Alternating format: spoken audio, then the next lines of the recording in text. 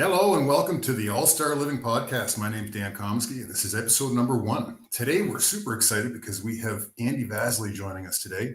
And he is an all-star podcaster himself. He's got over 200 episodes, old friend of mine.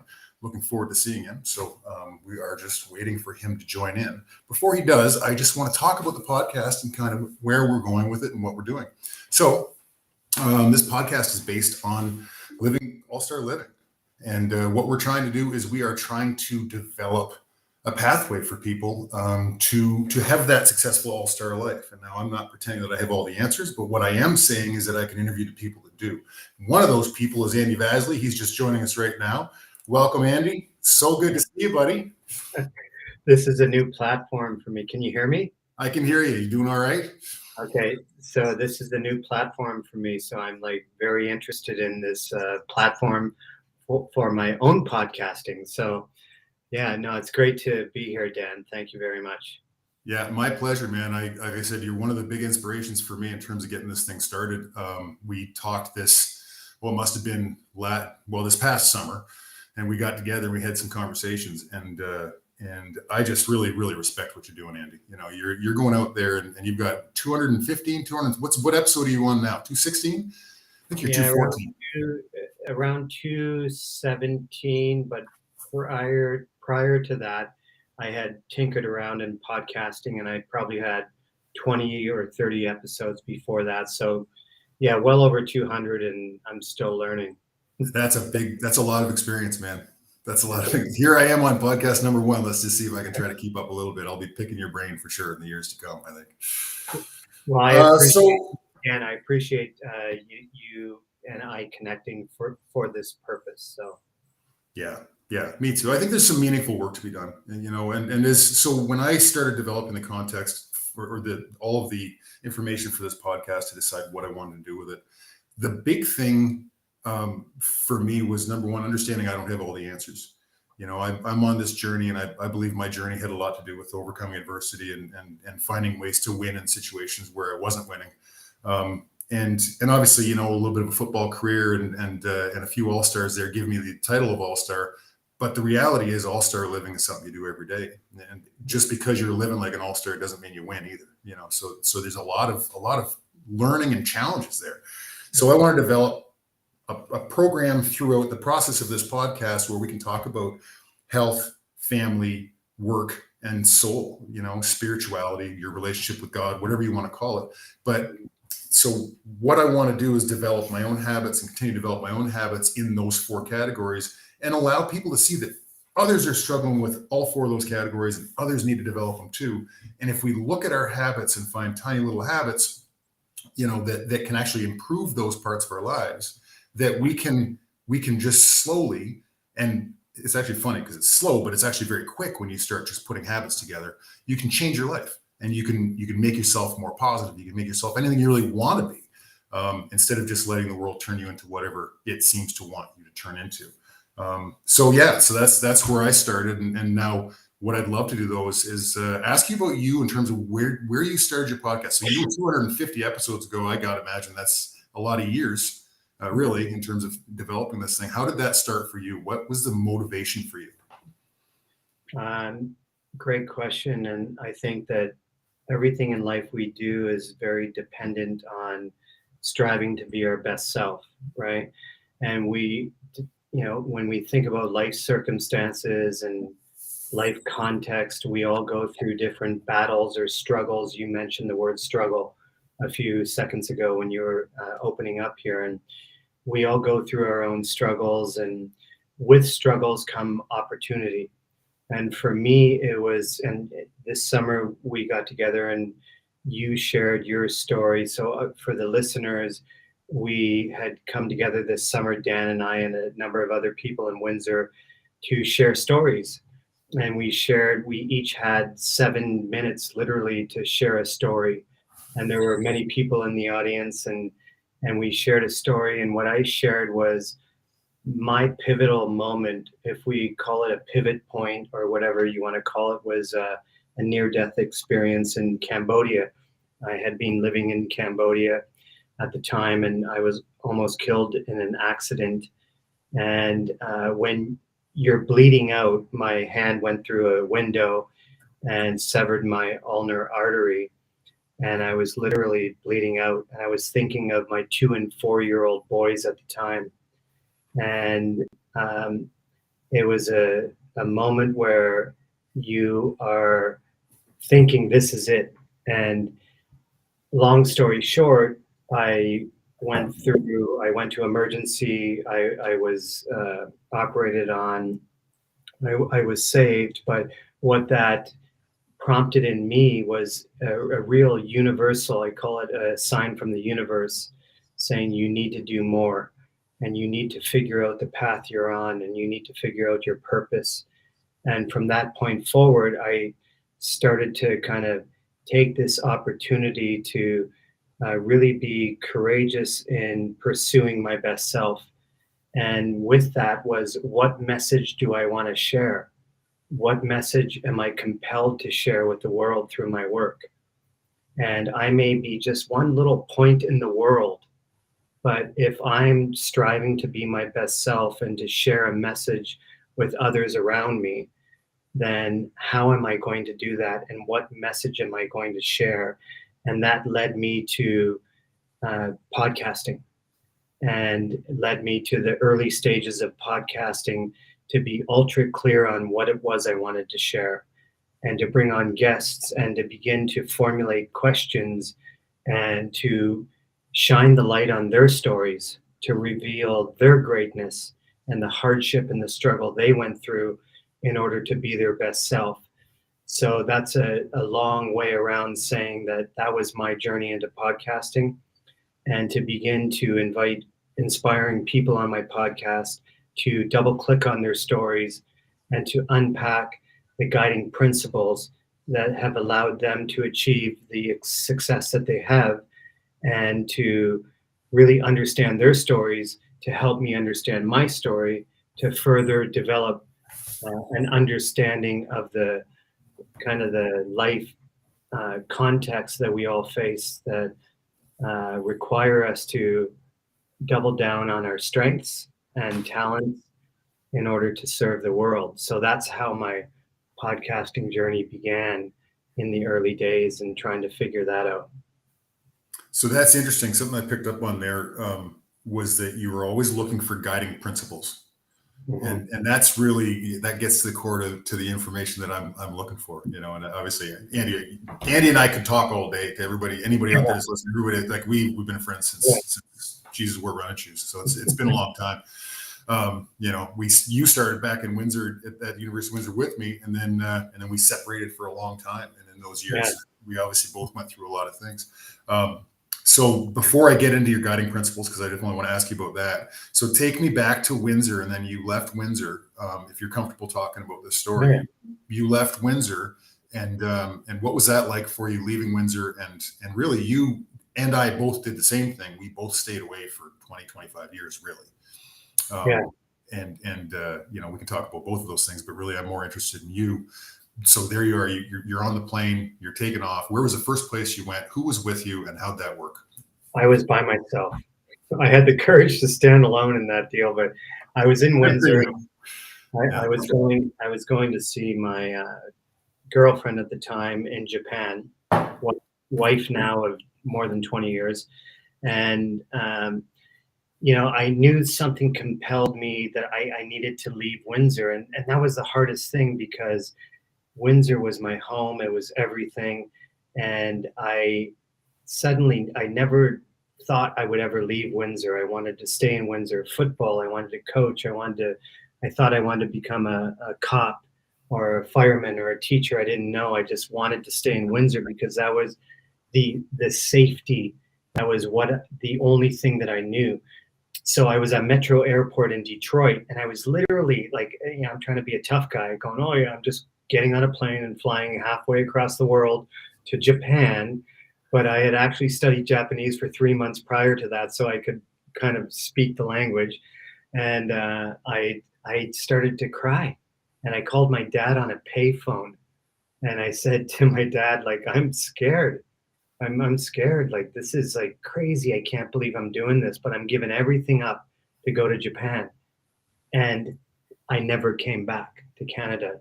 Metaphorically, like we've been back many times, but we have never lived in Canada since then.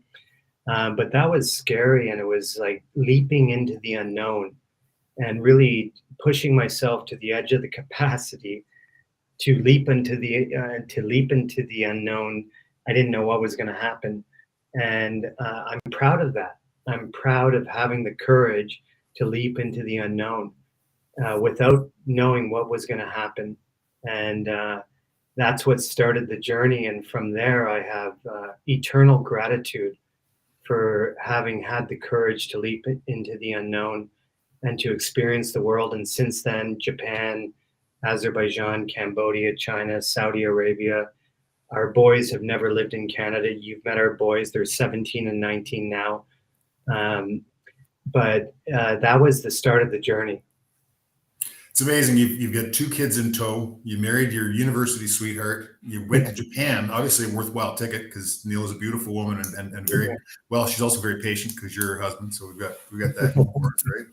But no, seriously, both of you very lucky. And two kids in tow. What was it like? What was it like dragging around infants to all of these places? So how long were you in Japan? How long before you had kids? With Neela. I mean, I was at your wedding. We did some dances, but tell the folks. Yeah, that was 1999 when you were doing the dance in front of 300 people at our wedding. But we were in Japan from 97. We had our first child, Eli, in 2003. So we were there 6 years. And then we had Eli in 2003, Ty in 2005. And then we left Japan in 2007. So we were in Japan for 10 years. And then we went to Azerbaijan for 2 years, Eastern Europe. Great people, tough country. And then Cambodia, and that's where back up. Great people, tough country. Tell me a story. Great people. Tell you a story. Here's a story. Okay. So we moved from Japan to Azerbaijan, completely new culture. We have this great apartment. The first 2 months we were living there, I duck out to go get some groceries and come back, and I knock on the door, and my son answers the door when I get back, and he said, "Oh, somebody knocked on the door 2 minutes ago and came into the house and robbed us." So I told my son to lock the door behind me when I left to go buy groceries, and I knocked on the door when I came back, but somebody came and knocked on the door before I came back and literally walked into the apartment. My wife was cooking in the kitchen, which was on the far side of the apartment, looked at whatever they could grab, and they robbed, they took some money and jewelry and left. Wow. And this is not a knock on the Azerbaijani people because they're wonderful. So this is just like hard living people that grew up in the Eastern Soviet bloc, hard living. So I don't judge the people on this. I just, everybody has their own life story, but for whatever reason, this person felt that they needed to get money. So they robbed the apartment, they took whatever they could, and they took off, and then I showed up. And then a few months later, we had a fire in another apartment we lived in, and the firemen came in, put out the fire, and stole a case of wine and my wife's rings. The firemen. The firemen. So it was hard living. But when you were on the streets, like if you went out for a beer with your friends after, I don't want to paint a terrible picture, but you didn't want to walk home alone. So one time I walked home alone, and I had a beer bottle under my sleeve in case I had to smash it to like fight somebody. So that was the kind of environment we were in, but that was 20 years ago. Azerbaijan is very different now. And what were your friends like there? So you always make tight friendships. It's one of the things that's a beautiful thing about Andy Vasily. So what were your friends like? They were teachers? They're a combination of US Marines, Green Berets, educators, people in different industries. So it was a wide range of people. Of course, they started up a football team, a flag football team. So there were people from all around the world, and that's what was beautiful. And in Japan, we had, like mostly Japanese and some foreigners, but in Azerbaijan, it was a lot of foreigners. So it was like that element of true connection, which you and I playing team sport, that's how we gravitate towards one another, is like that human connection, heart and soul. And that's what I found in Azerbaijan through these US Marines and these people I connected with. It was like, oh man, this is amazing to have this connection. What I had at Windsor with my Lancer boys, Yeah. now I have that in Azerbaijan. So it was gravitating towards my own strength, which was being a connector and bringing people together. And so that's what made that experience so worthwhile. But it's also taking a risk to meet people and be open to new experiences. Well, 100%, especially if you don't know the population. Although I do know that most of the people you met at the beginning were soldiers, so that's safety. That's not at all. That's great. Okay, so I want to throw a few questions at you before I get to I've really got one question to finish this thing up with, but I'm going to wait on it because it's going to take you a minute to answer, I think. So of all of your guests, so I mean, I've seen, we've got Anthony Cannell, or Calvillo rather, we've got Simon Dyson, we've got Chuck Ely, we've got James White, you've had a pile of great guests here. Who was your favorite of all of your guests? If you can have a favorite, if they're not like kids, they're not going to get hurt, but who was your favorite? Yeah, I would have to say my favorite was Dr. Jim Lair. Dr. Jim Lair is a performance psychologist. He's coached 17 world number ones in their sport.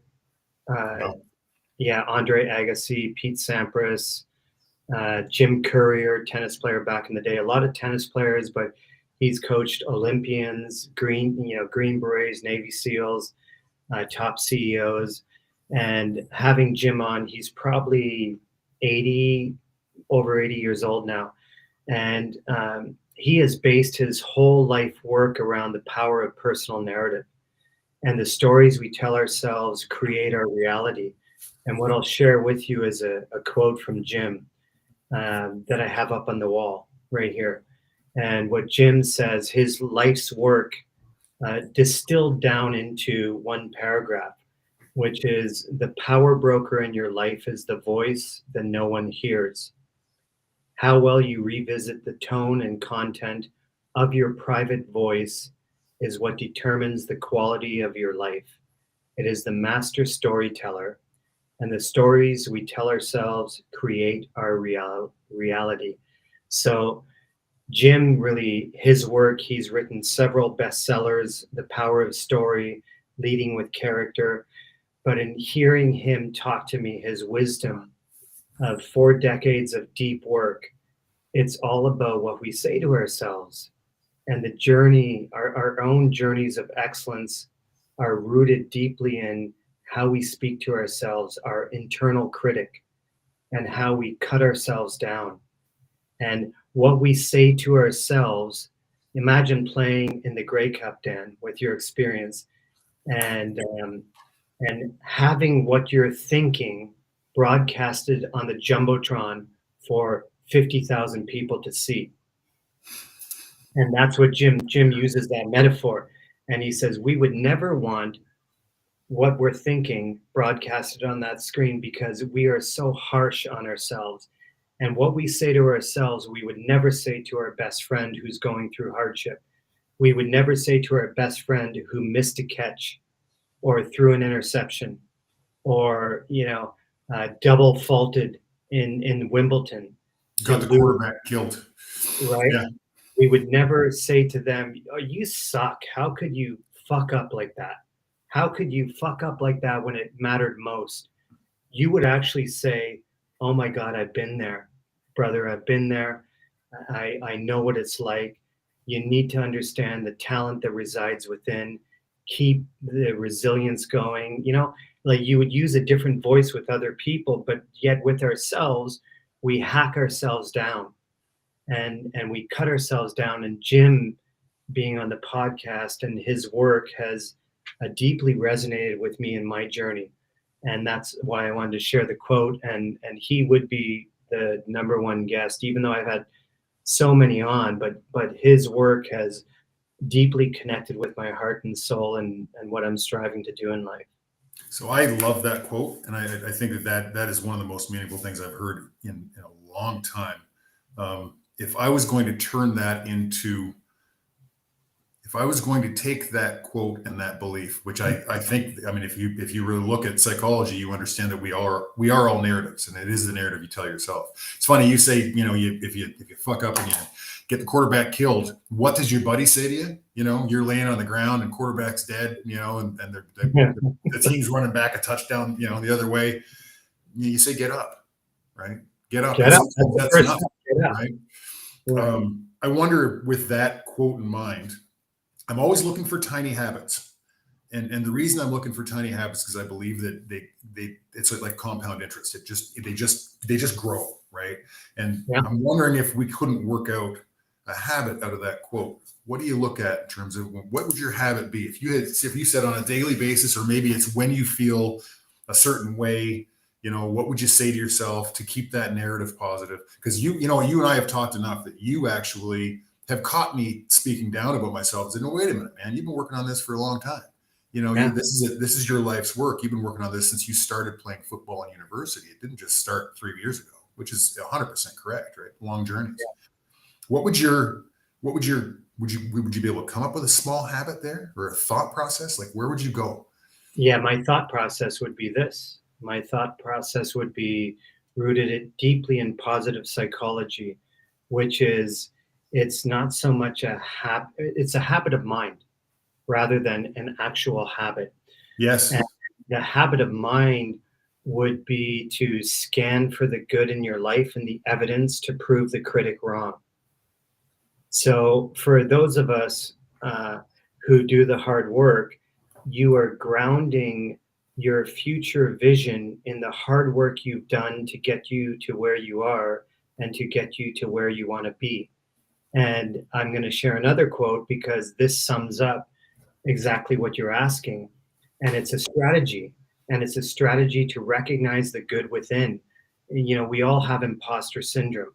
We're sitting there. I was giving a talk in front of 1,000 people one time, and I had some critics in the audience, and I let them get to me, and I kind of froze a little bit. And then I was like, I had to remind myself I deserve the right to be on the stage and share my message. Damn right. Yeah. And the quote I want to share with you is from Theodore Roosevelt. And what he says is, it's not the critic who counts.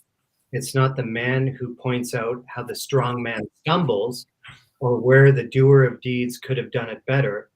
The credit belongs to the person who is actually in the arena, whose face is marred with blood, sweat, and dirt, who at their best knows the triumph of high achievement, and who, at their worst, if he fails daring greatly. So when you Andy, remind, I'm going to stop you, because that quote. I just moved into a new office. You can see the walls are a little bare behind me, but that quote has been sitting on my wall for years. It is my favorite quote of all time, yeah, because it is the man in the arena who matters. And you're always in the arena. Yeah, you're yeah. always in the arena. It doesn't matter what anybody says about you. You're in the arena, man, and you're If covered in if blood and you sweat. choose if you choose to be in the arena, there's a lot of people that'll fucking watch from the cheap seats in the stands, Yeah, and they'll be the criticize. critic, and they'll be the critic, and they'll say you should have done that, you should have done this. But who's in the arena? Not them, That's because right. they're not willing to leap into the unknown and courageously leap into the unknown without knowing the outcome, right? They're the ones that are afraid to leap into the unknown for a variety of reasons that we can't judge. But the person who is in the arena, you 13 years in the CFL, you know, me trying to do the work that I'm doing. We have lots of people. We have Kieran McKenzie, who just won local election in Windsor again, who's leaping into the unknown to pursue what he is passionate about. We have lots of examples in our own lives of people who have done this, but we also know people who are in the cheap seats who won't take that leap. And what we have to do is we are genetically and evolutionarily wired to worry about what people think of us. That's right.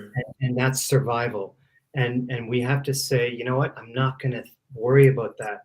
No saber-toothed tiger is going to jump out and eat me and kill me for taking this chance.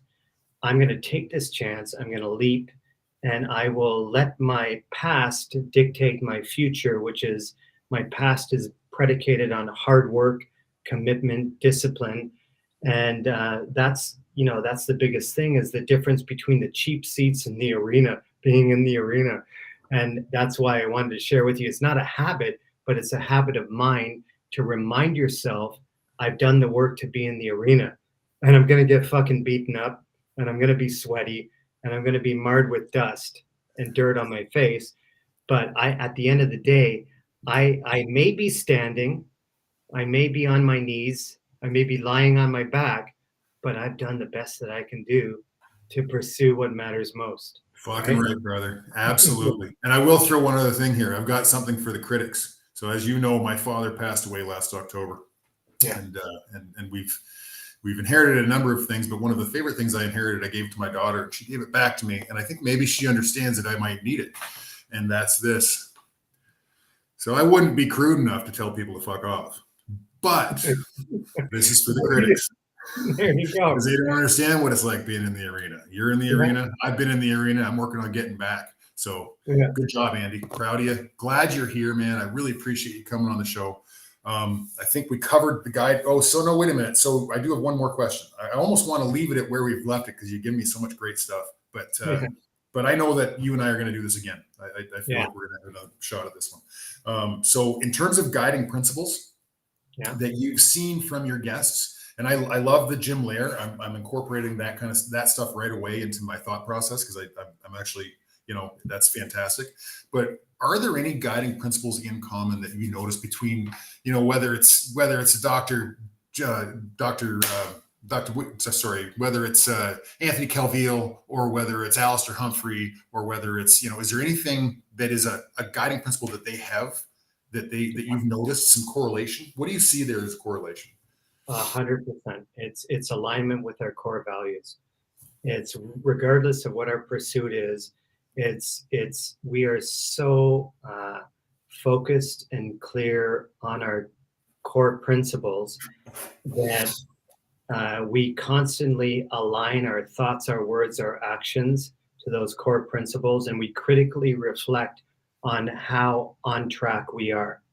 And when we fall off track, we accept that with non-judgment, we reflect, and we get back on track. So it's this idea of knowing what your core principles are and staying aligned to those core principles, and how that is manifested is in our thoughts, our words, our actions to stay aligned. And what I'll leave you with is one last quick story of Denzel Washington. And Denzel Washington gave a commencement speech about the ghosts of unfulfilled potential. So he was speaking to whatever university, a big university graduating class.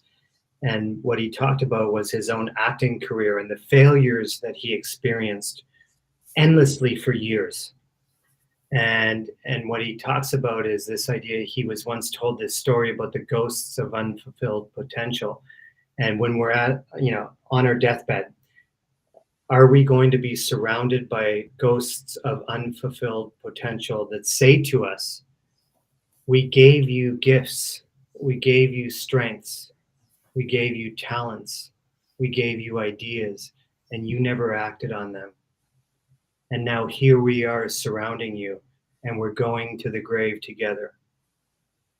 And he pauses, and it's a bit morbid, but he asks the audience to think about, when you're on your deathbed, how many ghosts of unfulfilled potential will be surrounding you, and what evidence will you have to show that you fulfilled your potential?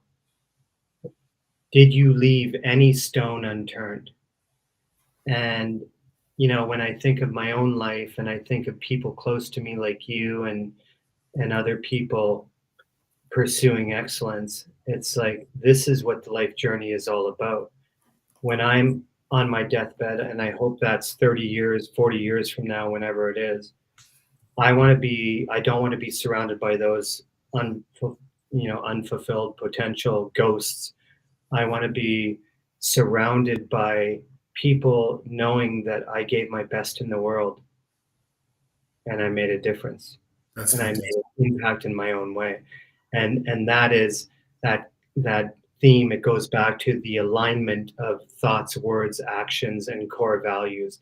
And the biggest journey in life is to figure out what you truly represent and what your core values are, and to live every day as closely in alignment with those core values as possible, and reflect on them and make adjustments and modifications along the way.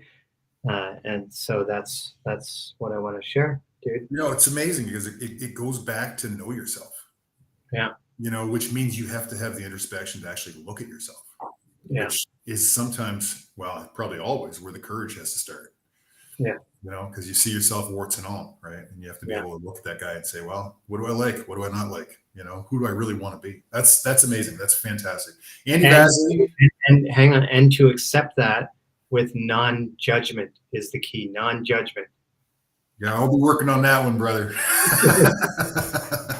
Good. I'll be working on that one. The judgment comes strong with me. I was raised Catholic, so we'll see what happens.